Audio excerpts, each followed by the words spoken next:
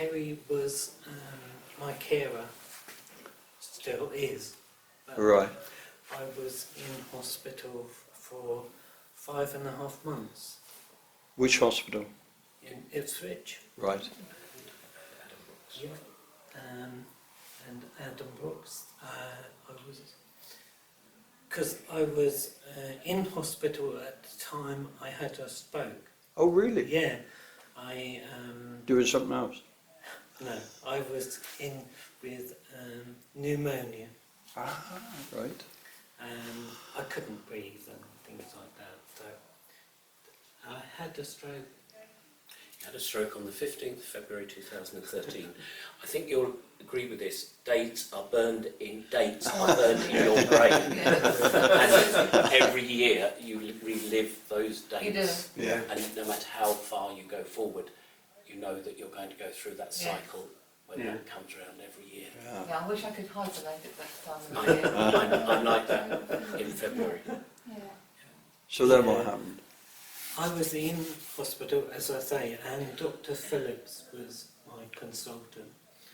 I don't remember much about it. You know, you can't. You know, I was put into a coma when I was in.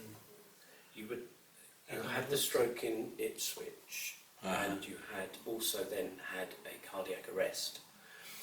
And then they decided to take you to Adam Brooks because you were not. You were stressing.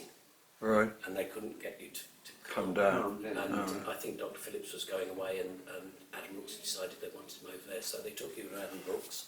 So that was blue light And that was a ambulance all blue the way. light late one Right. night, and they said, "We'll take. You can come in the ambulance as well." And I thought, how do I get back from Adam Brooks at 2 o'clock in the morning? I haven't got. So I had to stand. One of my saddest memories is standing at the hospital, seeing that ambulance go off, and crying my heart out Yeah.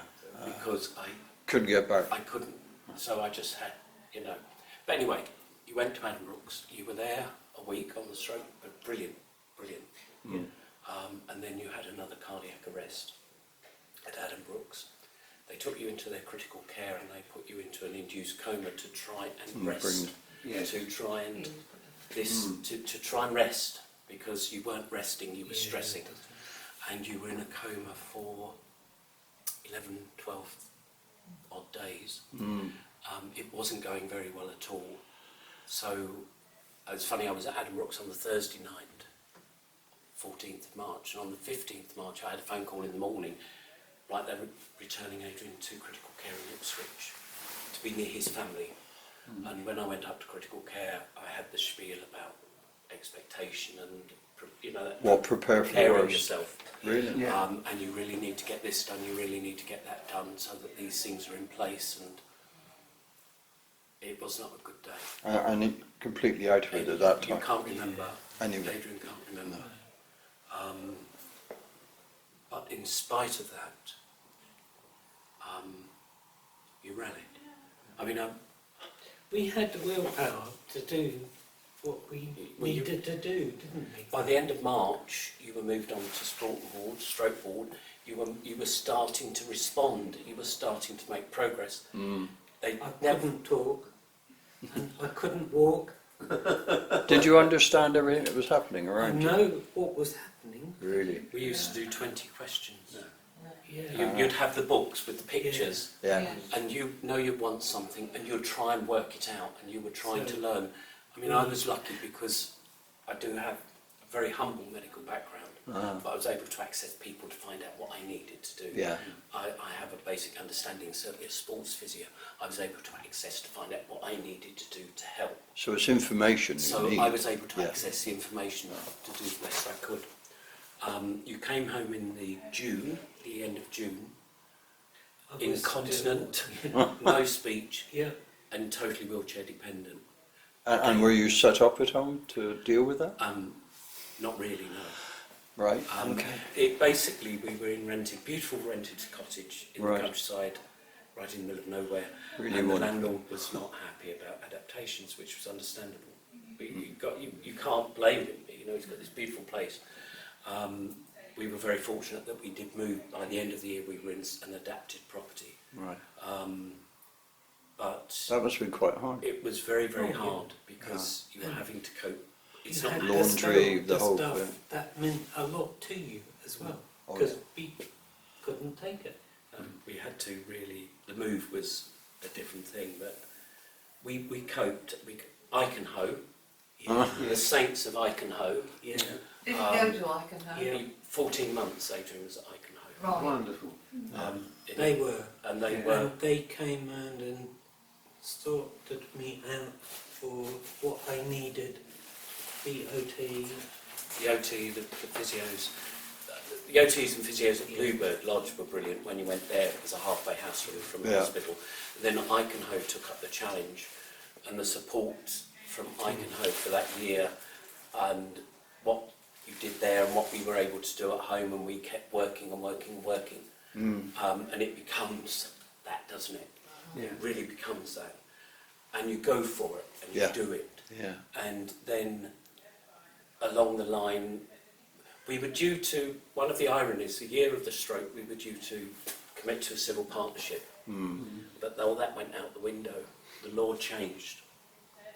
And the end of the following year, we got married. And Icanhoe actually took our marriage vows and incorporated them into the speech Yeah. therapy. That was good. Now that, Yeah. That's you know, so because those words have got to be said right, because if they're not said right, you can't have a ceremony, and it's not legally binding. Yeah. So they actually took those vows and incorporated them into your speech Yeah. therapy, and you go forward. So we did that.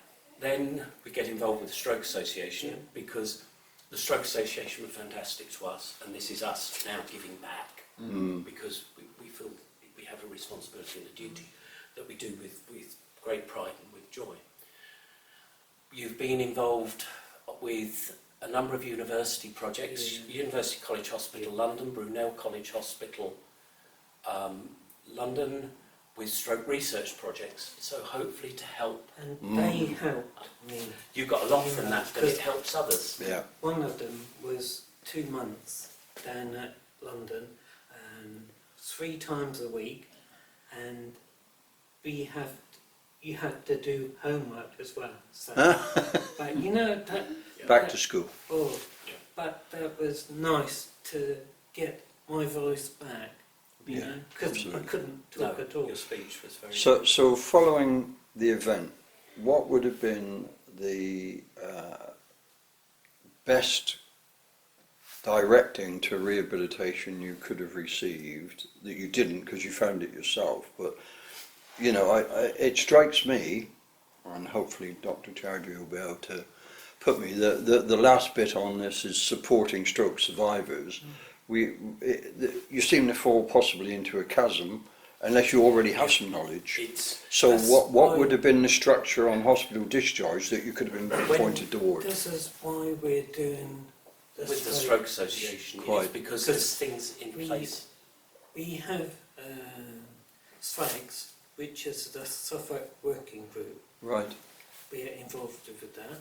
We're involved with Berry and Meldon Hall, the new stroke group. Right. Which So what about Felixstowe? I mean, we're down here on the peninsula, Felix, over 30-odd thousand folk. Quite a lot of us have had strokes. Why are we not connected into you? no, well, I support Elaine. Elaine runs one group in Felixstowe. Right.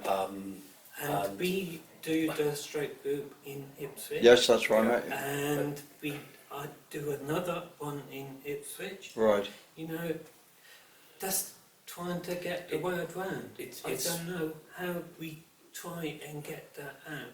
No. We go to the drop-in centre Yeah. at Ipswich Hospital. Yeah. They're marvellous. Well, I went in yesterday and there wasn't any information in any of the. There used to be a whole rack of information to do different things. I've got some copies there, but that new lot of information is not there because it seems as if that's also moving to a digital world, and a lot of people are in an analogue world and aren't likely to ever move The out onus of is it. on the hospital to order. Yeah. And I know they do order because I passed on orders. Well, there was nothing left there yesterday.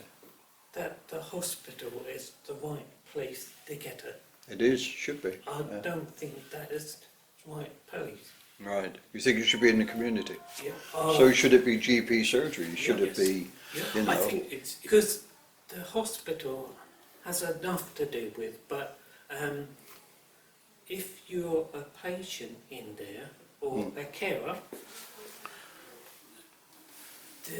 you're too wound up about the other things. You can't read a lot of information, No, you can't anyway, can you really? you know? and certainly as a carer, it's But I really think not. It really isn't. You need that Carers after.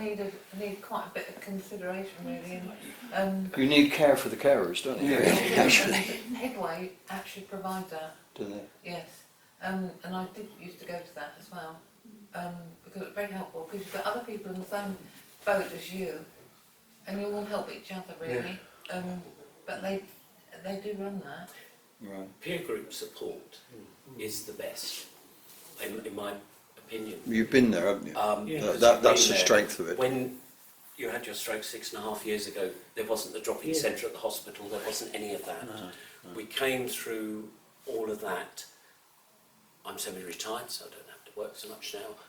And you get involved with groups, and like the Suffolk Working Age Group, Stroke Survivors, which I'm just still in that bracket for a couple of years. You find that peer group support that you get within these clubs, for want of a better word, because people have journeyed that road. Their experience will never be the same as yours, but they understand, and also we all learn little bits and pieces along the way, and it's that exchange of information that is great. It's that stops you feeling as a carer that you're the only person in the world and nobody understands. And you know, you say, why didn't we go to Felixstowe? No, I'm only, you know, That's, yeah.